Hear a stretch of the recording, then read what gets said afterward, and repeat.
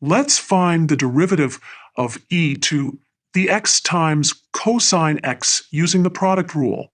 Let's start with our original function, e to the x times cosine x.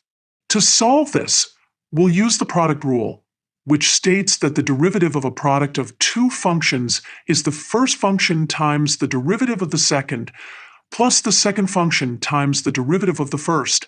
Let's identify our two functions. Let u of x equal e to the x, and v of x equal cosine x.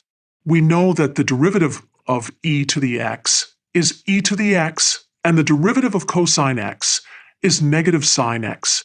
Now, let's substitute these into the product rule. We'll have e to the x times the derivative of cosine x, which is negative sine x, plus cosine x times the derivative of e to the x, which is e to the x. Now, we can factor out e to the x from both terms.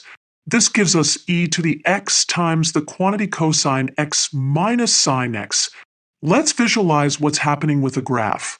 Here we have our original function e to the x times cosine x in blue. And here's its derivative e to the x times quantity cosine x minus sine x in red.